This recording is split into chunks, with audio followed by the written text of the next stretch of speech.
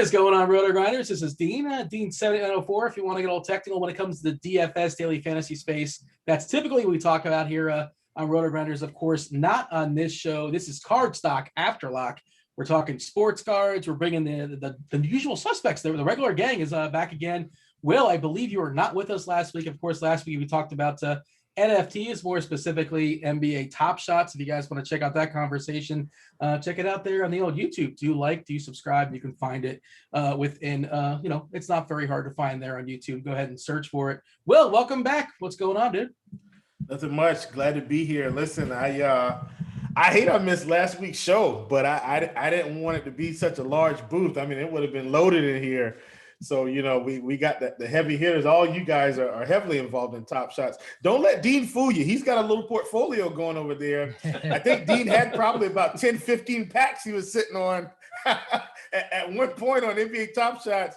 So he couldn't open them, but maybe he's been able to open them since then. You are starting these rumors. I do have a mild.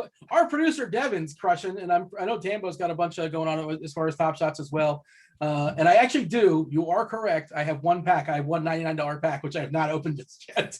I like the delay of gratification. Is that weird? I don't know. Because what? I'm going to open it up and I'm going to be like, oh, great. I got I don't know, somebody, Milton. I got Milton. I want to know, like, hey, maybe something good, like on layaway that might be coming. Dean, you have to open this pack while you can. See which legendary or metallic gold moments you got. I mean, if you're sitting on LeBron or anything like that, Dean, I mean, come on, you got to open the pack. I already sold a LeBron. I don't want to talk about it, but like, yeah, I don't want to screw that up twice. Tambo, what's going on? Welcome to the show. Yeah, I guess you don't have any. You opened up any packs, or do you have a pack on layaway? Did you get in line for that? Like I got the layaway pack. Yeah, I'm a little pack excited about that. I got that one on the way, and you got. I'm more excited about what you got going on over there though right now with that $99 one. That's the rare pack. What's the market value? What can I get for that on the streets? Well, you should have opened it right away because I know when it was the day it was opened and the market was still extremely strong. You would definitely got. I think people were getting. What did Kirk D's got? Our boy Kirkwood had like. He had a Trae Young metallic gold. Yeah, he crushed. He had a huge pack, but I don't know what's in yours. We won't know till we open it, Dean. So maybe that's for another time. But I'm doing well, man. I'm good. Glad to have Will back. Lots of stuff to talk about this week. Going to talk about some different platforms, ways you can invest, other avenues that are out there now that you can go after. But definitely Top Shot is the top of mind of everybody right now, I think. Let's see if we maybe I can't make any promises. Next time I'm on the show, maybe we'll open it on the show. Would that be interesting? Is that something people would care about? Absolutely. Yeah, it'll be fun trying to figure out the screen share. I'm sure it'll be no problem. Let me go ahead and put this out there right now. I usually don't talk about this. I know we haven't talked about it. I'll get your live response on air. There is going to be another Top Shot show this month. Obviously, I think we're going to do one Top Shot show, Top Shot specific a month. A friend of the show, LG, will be on this month. I already talked to him. LG from the First Mint podcast will be here on the fourth Tuesday, so it's going to be fun. Dean, if you want to come on that show, because I think you're scheduled to come on that show. If not, we'll rework it around because we got to get you to open the pack when the maestro LG is here.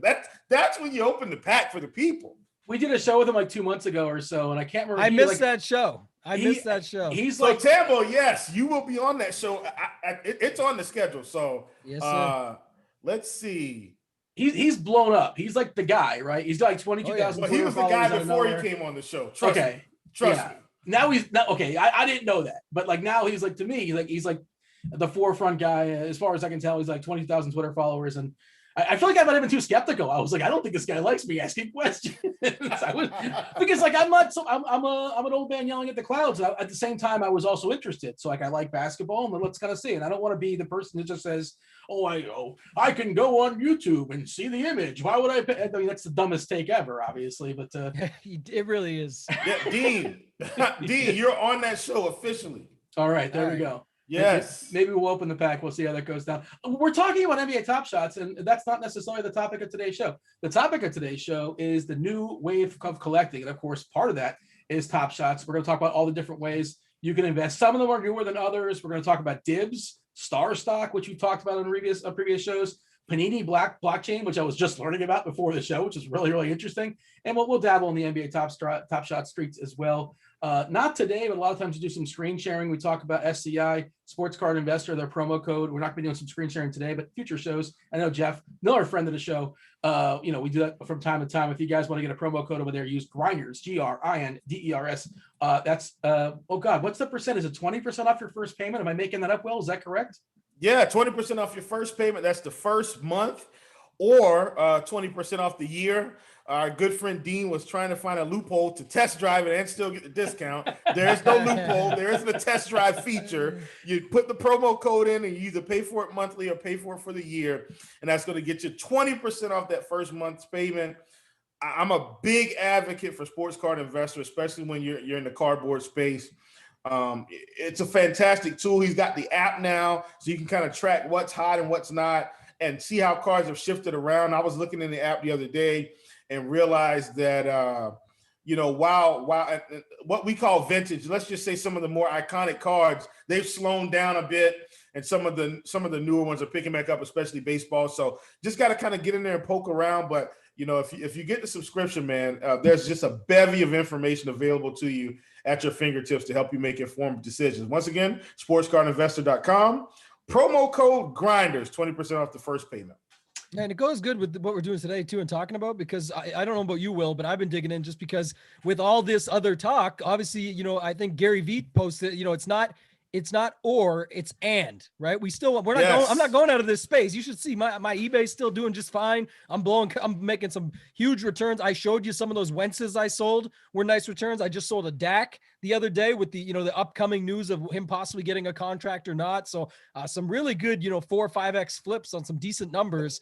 And with that tool right now, what you want to be looking at is what's coming down while everyone else is shifting their money to Top Shots, to Dibbs, to Starstock, to all these other avenues. And while PSA prices go up for those submitting, which is a topic for another day, maybe, that still involves sort of what happens and shifts with the prices, some going up now because people are adapting and saying, well, if you're going to have to pay X amount now, which is more expensive they got with the submissions, then maybe I'm going to increase the price on my cards as well. And you start to see the prices go up and the sale prices pop up. So good spot to look. And especially the timing right now ties in directly with what we're going to talk about with all the different platforms we're going through today. Yeah. And then last thing too, man, especially you mentioned a really good flip. I had a really good flip just this afternoon. I had a Carmelo Anthony Topps Finest rookie card. And look, man, I love Carmelo, and it was one of those ones I had for a while. And I realized some of the iconic cards were going up. So I listed it, see if I would get any bites. Of course, I sold it for like 5, 6X. And I was okay with that. If the price comes down, I'll go back and buy another one. Like it's perfectly fine. So, there's still room in every avenue of the collectible space. And so that's why we're here to kind of talk about some of these platforms across, the space overall. Let me ask you, did you have that posted before last night's game where we went it was the battle of the Mellows, the old school Mellow versus the new school Mellow, and Carmelo went nuts in that game. They hit every single three in everybody's face. It was super impressive. And I assume the card went up, right? Everything went up after that one, just the way how reactionary. I had this listed a couple months ago, or maybe a month or two ago. I can't remember, but it was before like everything popped off where everybody was buying older players. And so now that you mention it, Dean, and this is classic. How did I not even think about this syndrome? I was like, oh, somebody bought the Carmelo today. And I just, took it out of my case, put it in the packaging, put it in my bubble mailer, put the shipping label on it, took it to the post office, dropped it in the bin, and left. But now that you're mentioning it, Dean, that's exactly what happened. He popped up for a big game last night. And somebody said, hey, I better go out and grab this rookie now. It's a nice rookie. So BGS 9.5, all the subs were 9.5. So, hey, it is what it is. It's a good segue into our conversation because you took all these steps, and you know what, Will? Some might say some of those steps are unnecessary. You may not have had to have gone to the mailbox. You may not have had to put pants on and put your card in bubble wrap because something like Starstock exists. What is Starstock? Well, Starstock, and I'm going to give you my version of Starstock. To me, Starstock is a really good digital platform, especially for right now. I think it's more popular when you're trying to buy raw product raw being ungraded. So they do have graded products on the site that you can go in and buy. And I do have some graded products that are in my collection. And but overall, Starstock, in my opinion, is really big on raw cards. I think that, and the big thing about Starstock is they assign a grade themselves. So it's Starstock A, Starstock B. Those are kind of the big two. Starstock A, meaning hopefully if they send it off for grading, it's going to come back a 9 or a 10, PSA 9 or 10. Starstock B, meaning it should come back under a 9, under a 9 or so. So that's kind of what it is. And so when you're on Starstock, especially earlier in the year when I was talking about buying baseball and buying some of these other guys, I went to Starstock and bought a lot of raw product for baseball, a lot, knowing that when baseball season came around the corner, these prices weren't going to increase. Now, don't get me wrong. I still bought my graded product as well. Got it sitting right over there in the case. But this is another platform that I use to kind of get ahead of the curve. I also think Starstock is good for what I call reactionary investing, where a guy like Carmelo has a big game. And so people go to Starstock and say, man, can I go and get this guy for under where he was before, and then maybe go ahead and price him up now while the game is going on. Like that's the caveat with Starstock. I can literally go on right now. And Julius Randle was a guy that I was on earlier this year. I sold some Prism Silvers for around $30. What if I told you that those Julius Randle silver prisms are probably selling for around $90 now? Not Prism Silvers, excuse me. Select Silvers. Yeah. The most recent one just sold for $90. And I sold mine for $30. I bought them for like $5 at the beginning of the season before he was popping off. And so I think that's kind of how you can use Starstock, especially if you want to speculate a little bit, right? Julius Randle was a guy I was high on. Why? I've told everybody, Tom Thibodeau was the coach. I figured he would have an uptick in production, and lo and behold, it happened to be him more than RJ, because I bought a whole lot of RJ. But RJ's been selling recently out of my portfolio as well, because he's had some big games. So that's kind of the deal with Starstock. So if you think about Starstock, think about maybe buying raw product, maybe for the reactionary investor, guys that kind of want to come on and kind of want to trade as the game's going on. So that's kind of Starstock in a nutshell. Tambo, your experience with Starstock?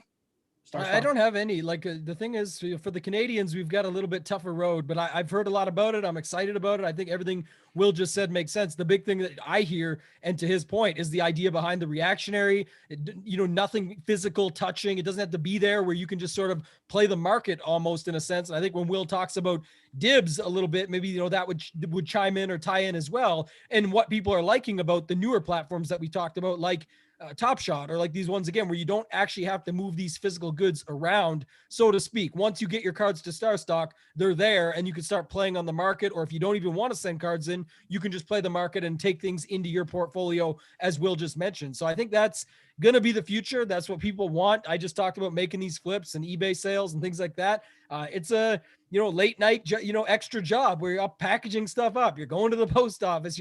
Am I getting insurance on this one? What method am I sending this? Oh, this one's got to go to the States. There's COVID restrictions right now. There's a lot of different factors that go into that physical game of having to ship it that you don't require. And that's where Starstock, Dibbs, all these platforms are doing a great job stepping in. So I think that's cool to talk about. And I'm not sure, Will, do you have much experience with Dibbs yet as well? Dibbs, I mean, I've got some experience with the platform, not personally, but I mean, I know what's going on. Like, I'm following everything. I'm looking at the drops that happen every day. I've been on somewhat of a tour of the actual platform, so I've seen it in action kind of before it actually came about. So I've got a pretty good idea of what's happening like live, and so since we're on Dibbs, might as well talk about it. Dibbs, man, I think it's going to be. I don't want to. I guess I will use the term like revolutionary to the stock market industry, and this is something that, not stock market, to the collectors industry in terms of fractional ownership, especially getting in early, right?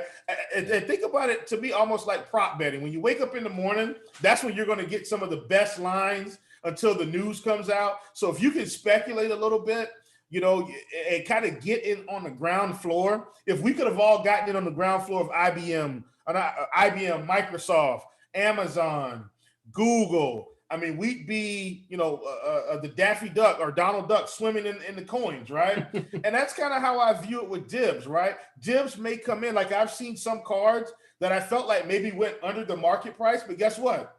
If they got in under the market price, what's going to happen as they look at prices? The card prices are going to increase.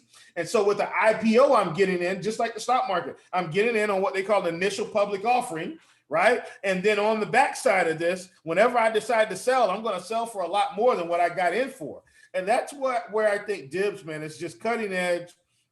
It's really going to kind of change the card industry, because listen, when you've got things like Top Shot out there and Starstock, people still want graded product. And that's why I was kind of trying to make a distinction. I do feel like Starstock is geared a little bit more to raw, where Dibbs, it's geared towards graded high-end product, right? When you look at some of the drops, they've got National Treasures rookies, RPAs. I saw a Zion drop today, RPA. They had a Zach LaVine Silver Prism drop. Like those are and these are PSA 10s. And so these are the kind of things you're going to see on Dibbs. And not that everything's going to be a 10, but it's geared towards high-end graded product. I can't go out and spend $1 million for a Michael Jordan PSA 10 rookie, but I can get my share of it on Dibbs, and that's why the product is going to be so powerful. Can you explain how that works though? Like, what do you get? Like a tenth, a 1%, 5%? How do the shares get broken down? Did you understand the concepts? Can you explain that concept to somebody who's just brand new to the concept of Dibbs, of what they do? Yeah, pretty much like that. You take this piece of the pie. The whole card is 100%, and you're buying a fraction of what it is. And so it's up to you and to how much you want to spend or how many shares you want to buy of the card. Each share is going to be worth a certain dollar amount. And then it's up to you to decide, hey, do I want 10 shares? Do I want a half a share? So forth and so on. So kind of just like the stock market, where you can buy shares. Like, if you think about it like a mutual fund, something like that, where there's one share and all these things are bundled into it. Kind of like the card, right? There's the card. You got all these shares. They chopped it up into little pieces. And maybe that's more like what we call a tranche. Or anyway, I don't want to get into my stock stuff because I don't want to confuse anybody. But bottom line, they're taking that card and they're chopping the price into little pieces, and you can buy, as many little pieces as you want. And the card's at like a warehouse somewhere or at their offices or something. Yeah, in a vault, obviously stored away. Not in Dan box, safe deposit box. He's got a tiger in there. Tambo, you saw that tiger he's got, right? Is that a good card or what? I did. Absolutely. And they got it for a great price. And, the thing about that was this extremely unfortunate event last week. Luckily, Tiger's still with us, but that was, the Kobe moment of the pit in your throat, right? You're scared again. So glad to see Tiger's recovering and doing well, and can't wait to get him back, even, just as an ambassador for the game and get back to his family. But that was something that happened last week where the card values re-shot up there again. So I had some experience with that myself. Any of the leftover that I had from the documentary speculation, I just sort of left it out there. Let's just say my phone was blowing up that day with sales because it was just left up from that speculation, didn't do anything to capitalize. It just everyone went and bought because the worry that if we were to lose Tiger or if maybe his career is over, which it could be, and so on and so forth. So as far as their card goes, that's top notch. That's a very low pop, extremely difficult perforated card from Sports Illustrated cutout magazine to get it in a 10 like that. So yeah, incredible. Incredible. It was in the Sports Illustrated for Kids magazine. Yes, back when he just came in, and that was So, and the rules are too. This is like just a little offline thing, little hobbyist type deal. But you got the perforated edges, and they say you need every single nub to be basically present in order for it to be a PSA 10. So if you can just imagine how hard that is to cut the card out perfectly, to then have every little single perforated edge sit in there, in order to get a PSA 10. So I don't know the exact pop count. I didn't look it up, but it is extremely low. And to have that in a 10, I mean, what they got it for, I think it's tripled already, which was this pretty steep price. And now it's only going to go up from there. So awesome card, a grail Tiger, if you will, to have. By the way, speaking of the boom of cards and just how it's exploding, the other night I was watching NBA TV, one of the games on NBA TV. Maybe you guys caught this. I don't know. Steve Smith was opening up it was like a sponsored segment by Panini, I want to say. Maybe I'm wrong, but I think I think that's what they're doing, because Grant Hill was on the other sponsored segment a couple weeks ago. Oh, that was Grant Hill. Was it Grant Hill or Steve Smith? One of the point guards from the 90s. It was one, and he was ripping the pack, and like he was doing. If he actually had a good card in there, he was not graceful. Is the point I was making. And somebody came on, Channing Frye came on and said, like, "What are you doing, man? You got to open up this gracefully. God forbid you actually have a nice card in there." But like that just kind of speaks to how sports cards are now getting the boom. I guess you know you have a sponsored segment on NBA TV, and that's just it's just sort of. Tell Panini to come see the real people for us, Dean. Give us a sponsored segment. We'll open up some packs for you. Well, we'll do it the new wave, right? The new wave of collecting. We're going to do it via NBA Top Shot. Oh, I have Siri talking in the background. I don't know if you guys can hear that, but hopefully it's not too loud. And hopefully she will be succinct and stop talking for a bit very, very quickly. We woke Siri up though.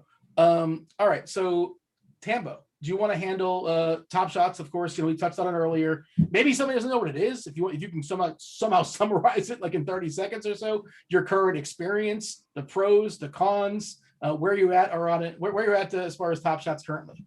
Yeah, still extremely bullish. We did have a show there last week. If you guys haven't checked it out, I highly recommend you go back. It was, speaking about Dan Bach, we had on with us. So, he was going through some stuff, talking about his experience. But yeah, I just, everything we just talked to about it, the idea behind it is obviously you're buying a moment versus a physical sports card.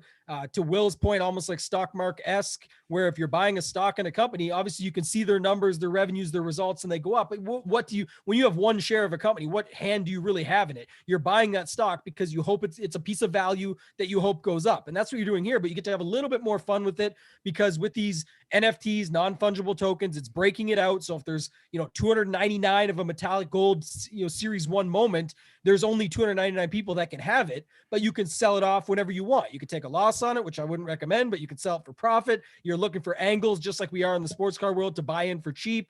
Things you want to hold long-term. You can have a whole portfolio base around it. So the biggest things for me are everything opposite of what I was talking about earlier with the physical side of things, right? You don't have to worry about it getting lost. You don't have to worry about counterfeits. Someone, I forget who posted this, but they used a better example because the YouTube crowd of, I don't even know how this still exists, but I can just go watch that clip on YouTube. Well, you can go to the museum that has the Mona Lisa in it, take a picture of it. You can look at it. You can do whatever you want. The one up on the wall is still worth 8.6 whatever, and the picture in your phone ain't worth nothing. So I think that's one huge factor for me, that just the new age world, it is going to convert to that. You can already tell. It always has. I joked to my wife about it. I guess this is a good topic to explain to someone who hasn't heard about it yet or is just getting in on the ground floor. I had to do that with my wife. Explain. But like the thing I said was like, if I used the example of the guy that it was literally a true story. The guy's going to visit his cards at a vault with a police officer because the cards are worth like $5 million and makes sense to me. I get that and why, but imagine that you're going to visit your cards. Like, anybody else, if I'm just hanging out with them, having a beer on the weekend, I'm not getting to go in there with him, nor do I really care to see it in person or not. What's he going to do? He's going to show it to me on his phone and say, here's my $5 million card. And I know he owns it. It's my buddy. Let's say I'm like, right on. That's amazing. Yeah. Like Dan, did we just talk about Dan with the tiger? How many times am I going to see that tiger versus he sent me a picture over Slack and I was like, damn, that's sick. Like, it's literally the same thing, but now I get to show off a whole digital moment. And then I use the example of the teachers when I was in school. Maybe we're going too far back here now, but you guys are up there with me. I feel old, but the teacher always said, get this math done right, because you're not going to have a calculator in your hand when you get older. I literally have a calculator in my hand every single day on my cell phone. So I will in the future have one. That's the same thing here. I can just show you off these moments, but the main key piece is the value of them, what you can unlock, the idea of everyone wants them. It's, if you've got the special moment, I want that moment, I'm going to have to pay for it. And people will, and they have been doing so. A little bit of a lull right now, but that's to be expected. But this correction looks pretty strong. It looks about right for what we expected. You can't just make 10x your money every single day, as much as we were having fun doing it, being sort of early adopters. But I think there is still a lot of room for growth in the space. I think, there's going to be some cool factors. MMA signed on. What about if NFL or NHL or PGA or any of these sports come into play? It only gets more exciting, Dean, from there. It's a license to print money. Like, I can't imagine any other leagues wouldn't do it. Like you said, MMA is in. I don't know. Why would the NFL not do it? Baseball just is in the wrong century. They probably won't. Who knows? They'll find a reason not to. Exactly. Yeah. We don't want the DH. We want to see pitchers hit. What? All right. I don't want to get sidetracked. Will, let me ask you this. Hypothetically, you have $100,000 to invest and you have a portfolio to build. We got NBA Top Shots. We got Starstock. We got Dibbs. We'll talk about Panini Blockchain in a second. Like, is there in your head, like, I want to have X number of dollars delegated here? Do you have a preference, one or the other, or they all have their own sort of pros and cons? Yeah, I mean, I think I actually, here's the deal. I think they're all pros in some way. Any of them are going to have a con, but listen, I'm in the collectible space. Everything's a pro to me. I'm going to look at it positively. If you had to ask me right now, like where I'd be putting my money, and this is just me personally, I would be in Panini Blockchain, where they're actually giving me the physical card. And I've talked about my reasons why before the show, but I think the Panini Blockchain product right now, where they're doing a special, because this isn't going to last forever, where they're giving you an option to have a physical card sent to you, I think it's spectacular because you're able to, and every card is a one of one, right? In this Panini Blockchain feature right now, every card is a one of one. And so when you're in basketball, typically if you can get a one of one NBA logo man auto, you've got your hands on gold, right? You've got your hands on something big. And so they've got several of those that are available. And I feel like in comparison to what it's going to be in terms of overall market price, I feel like you're getting it for pennies on the dollar, right? So if I go in, and I think I talked about an example where I know for sure I saw an Aaron Rodgers one of one auto NFL shield, one of one. And I went to eBay, and when I looked for it, I think the price was $20,000 to $25,000. I know for sure that the owner didn't pay that for it, right? But here's the deal: it's a one of one, and he got in on it at the right time. The thing about it is, you've got to decide when you want to pull the trigger because it's under Dutch auction. So basically, what happens is it's going to start at $100,000, and it's going to steadily decrease in price over time. I think it's going to be about three to 5 days or something like that. And every few minutes, the price is decreasing. And typically, unless it's a big one, like I think a Zion was out there, and I think that one might have been gone at the, I don't know, $15,000, $20,000 mark. Most cards are getting down to $7,000, $8,000, $6,000, $5,000. And while I know everyone doesn't have $5,000, $10,000 just sitting around, if I had $100,000 right now, I definitely probably take a third of that and go on Panini Blockchain and buy up some of those one-of-ones. Special players, though. I wouldn't, they've got a Tua Tagovailoa on there right now, one-of-one NFL Shield auto. I'm not saying Tua is going to be like the greatest player in the world, but right now that's his rookie Panini Blockchain Shield one-of-one auto. That's going to be worth a lot more than, say, that Aaron Rodgers one-of-one in his 20th year. So that's kind of where I'm at with blockchain. I probably take a third, but that's just me personally. I probably take the other third, or let's say I'm at 66%. I probably take a 40% and roll it with Top Shot and see if I can get my hands on a really high-end moment, like a high-end LeBron, a high-end KD, something like that, or a high-end Zion from Series 1, right? One of those lower pop ones, or a Ja, something like that from Series 1. And then the other 20%, I'd probably split between, honestly, I'd probably take the other 20% and go all in on Dibbs, because Starstock I'm using for a different reason. Yeah, and it sounds like the best of both worlds, if I'm kind of understanding you correctly, as far as the Panini blockchain, where you have the blockchain, but you also have a physical card as well, too. And I think we were talking about this, Tambo. This is the one we were talking about before the show, the Luka that sold for over $4 million. That was Panini blockchain, correct? No, that was it. Or no? It was a one-of-one logo man auto for Yeah. Luka, on-card auto, obviously for that type of price. But yeah, that's what that's a big speculation play, right? That's obviously, what, I love Luka. I think Luka's going to be excellent. Love the international, man of mystery type thing. Not mystery because he's out there, but he's just the guy. He's the face of the NBA right now. You've got him, Zion, some others that, when LeBron eventually decides to not be a superhuman and get out of here, that someone's going to have to sort of jump in and take it over. And I think Luka's trying to do a good job of that already. So we'll see where that goes. But I still think that's pretty highly speculative play for that kind of money for that card. Yeah, and so it looks like I think Dean is frozen. So we're going to continue on the show. Sorry, Dean. Looks like you're looking at something. Stuck in time there. Tambo, I'm going to hop to this next question here. So we've got all these options that are available to us right now for investing. Do you think, which one of these options, if any, do you think lags behind in the long run? Let's say in the next 5 or 10 years, which one do you think lags behind? I know which one I think is going to be like ahead of the game, but which platform do we think is maybe behind the curve a little bit? It's really tough, Will, because I'm not trying to just pass the buck here right back to you, but I think the hardest thing for me is right now, you mentioned it, like Starstock with the raw cards. Well, guess what? This weekend, it's not, it's the elephant in the room, but we talked about it a little already with PSA raising their prices.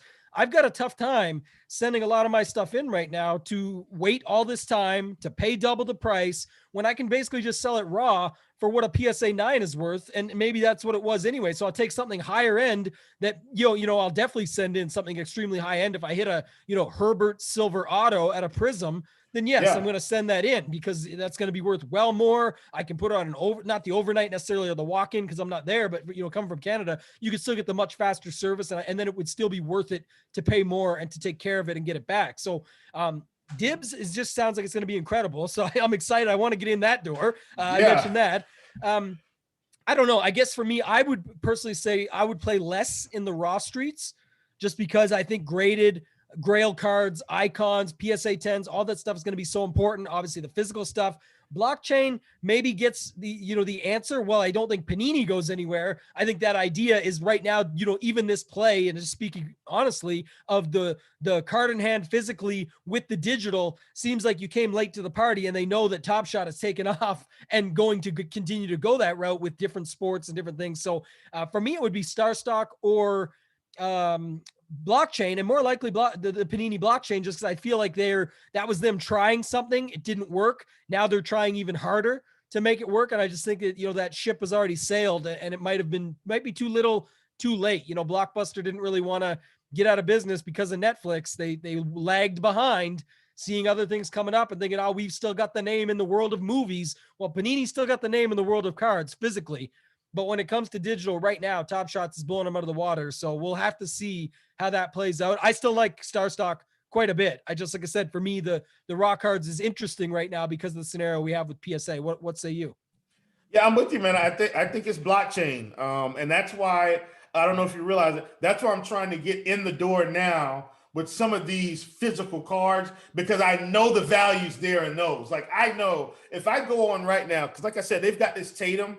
I don't know if this Tatum makes it to $5,000, right? Like, somebody's smart enough to say, okay, I've got to get this now. It hits $7,000. Like, you're starting to get anxious because you're like, okay, at any moment, someone could pull the trigger. I think, and I'm with you, I think they're trying to rejuvenate the blockchain product by saying, hey, if we give them the physical card, they'll feel better about it, right?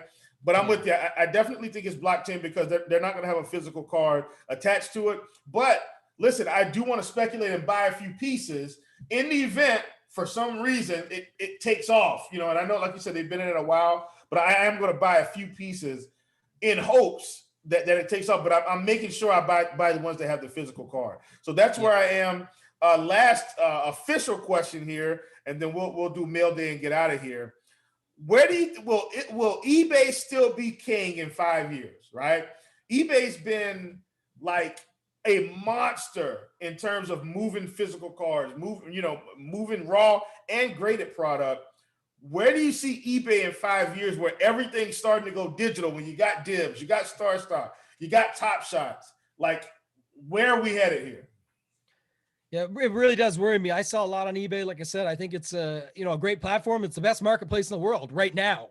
Like you said, in 10 years, a lot can change. And I think, they've done a little bit of a job adapting as far as the card space goes, but I don't think it's near enough. And the fees are astronomical. I mean, I don't care who hears it. That's the facts. There's a lot of different things as far as siding with the buyer versus the seller. And I've got a bit of a problem with that being selling quite a bit on there, is the sense of, if I'm doing all this money and that means you're making my number X equals X for you in fees. This one-time buyer that says something went wrong, but I got all this feedback that says I've never done a thing wrong in my life, because they want to, jip the box or whatever they're trying to do to take advantage. eBay does tend to side with the buyer, and we just got to eat that as part of a part of the cost. So I do think they have a lot of work to do still if they want to stay relevant in that space. I also wonder if things like PSA, Golden, with auctions, the Chernin Group getting involved and things like this, where they're getting into these spaces, if there's going to be something they try and do differently that is really advantageous to the card world and just everyone bringing the card side of it over. It doesn't change eBay for other items that they're selling off as a marketplace, but it would take a massive chunk out of their pocket if everyone moved over to a different card marketplace.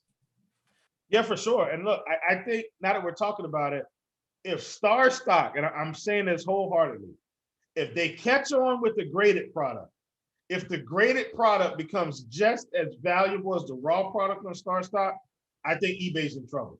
And that's something I'm trying to track, because could you imagine being able to send all your graded product to Starstock? And I bought graded product on Starstock to their vault. They get to keep it. And now I don't have to worry about doing any shipping. I just pay my little transaction fee and the person owns it. And then if I want to buy something, I buy it and I own it. You know what I'm saying? And so it still keeps it really, really digitized. And I don't have to get out of the bed, pack it up, go to the post office. I've got to pack it one time, send it one place, and I can sell it as many times as I want, buy it back as many times as I want. And that's kind of where I'm at, man, with eBay. I definitely think they're going to have to do some changes in the collectible space. They may have to get their own warehouse where we send them product or we list it and send it. I don't know how it's going to work. I'm not trying to, be eBay's marketing director, but I do think they're going to have to make some serious changes, because I believe this wholeheartedly. If Starstock catches up on the graded side, right? If Starstock becomes the eBay of collectibles, eBay's done in that space. Now they're still going to have their shoes, they're still going to have their lawnmowers and their rakes and clothes and all this other stuff. But the collectibles market, man, they're going to lose a niche product, I think, if they don't figure something out. Yeah, and I think PSA could try something like this. Again, they just had a big acquisition piece there. It would make sense. If I send it there to get it graded, I can leave it there in their vault. They can do think about what's the worst for me. I know it's it's minor to complain about this, but the listing is so annoying. I know I've got 20 cards I can sell, but I really am lazy to go and list them all. So why not, when I send them in for grading, at least then for a graded service, they're listing all mine, putting a price I want to put. They've already got the information from when they took it in for grading, pop that into the thing. So for me, that was the one. I like that idea for them. I don't know if they'll get there or what their plan is, but clearly they're planning something. They're trying to clear up with what they've got going on right now, the overstock, etc. And then they're going to jump in and do something we got to expect. So that could be it. We don't know. Okay. I like it. Listen, we're going to hit mail day. We're going to close this thing out. Tambo, over to you. You've got a heavy hitter. I think this guy's going to be incredible again this season. What say ye about your mail day? Yeah, I think it's going to pop up there. I don't know if Devin's got it up, but I got this Kyler Murray PSA 10. I did really good with the Mahomes optic. I think I told you that story a couple shows ago with that one, where a 3X flip on a $1,200 buy. There's absolutely nothing wrong with that. So, that's you don't get those kind of returns in 2 months very often. This one, it took a little while to get in. We did have the show with Mike where we went through everything as far as, some of our prospects we were going after. I've already been selling a little bit of, I mentioned Wentz, Dak, even some Deshaun that I got in on cheap enough is up for sale now and getting some hits on it. So, but this Kyler, I want to talk about real quick, nothing to do with the JJ Watt news today. That's sort of an added bonus. Good for them. I don't think that moves the needle as far as his card prices or whatnot. But the thing about it is, for me, is, Kyler has upside as far as fantasy goes. And we know that results and reactionary and things like that sell cards and pump values. So I like that aspect of it, is that guys like him and Watson are going to have X amount of big games per season. With Hopkins being there last season, making him look pretty good. He's got guys on the outside we'd love to see a little more from as far as DFS goes, like a Kirk or someone like that. But he's definitely got options out there to throw to, can have some big fantasy games, and we'll see some spikes. So again, back to our original show way back when now, talking about pricing it right, your strategy. Yeah. If you are selling physical cards, have them ready for the spikes. Don't have them at their lows just to make a little bit of money. Price it up 3-4x. Know that it's going to be a minute before you get some hits on it, but it might be that random Sunday when you're eating some dinner with the family, and all of a sudden, boom, your Kyler card sold for 4 or 5x what you paid for it. And you go look, and we're watching it, but not everyone's as big of a sports nut as we are. But I'm already watching those games, but that might be the reason why you see that sale pop off, is because he just had himself a 40 fantasy point game, which involved him throwing 3 touchdowns and running a couple in, and all of a sudden that card sells. Yeah, absolutely, man. I'm with you 100%. Thank you for reminding me that I need to buy a little bit more football right now. We talked about cyclical buying. We probably need to do another show about that. And just because every time a sport ends, you got to get in now. So love the Kyler. I'm going to go out and start looking for some Kyler like right now. My mail day, obviously, this is something that's near and dear to my heart. Not LaMelo Ball, actually, but the fact that the Charlotte Hornets are my favorite team. And LaMelo Ball is actually a guy I'm going to PC. I'm not sure if he's going to stay in Charlotte. If he's a stud the way I think he is, we may have him I feel like maybe he'll be like LeBron. We might have him 8 seasons. And if he can't win, he's out of there. But I think he's going to put up big numbers while he's there. I think some of these guys, and look, I don't wish any NBA player to get hurt, okay? But I think him being able to have the keys right now has shown the organization, look, let him go. Like, we can't have him playing he was playing 22 minutes at the beginning of the season. That can't happen. Let him go. Give him the keys. Let's see what we've got here. He's proven to be a stud. You see one rookie up there. I bought a lot of these. I think it was like 3 of them in one. And I'm going to be buying a lot of LaMelo. I've got some of his Panini Instants, NBA Hoops. I'm going to buy some Certified. I'm going to buy some Prism. Pretty much every LaMelo that I can get my hands on, I'm going to try to. And, man, I don't want to break the bank too much, but if I find some National Treasures breaks, God, I love my guy Mikey, but I might have to hop in one to see if I can grab a LaMelo National Treasures. If I can happen to get my hands on that RPA, that's going to complete my collection beautifully. So that's where I am. Ladies and gentlemen, we're coming to a close. Thanks so much for joining us. Thanks so much for Sports Card Investor for always sponsoring the show. Don't forget, use promo code GRINDERS. That's going to get you 20% off your first payment. That's monthly or yearly. Once again, you've been in the castle. That's Cardstock Afterlock. For Will, for Dean, for Tambo, and our illustrious producer, Devin. We'll see you again next week on Tuesday.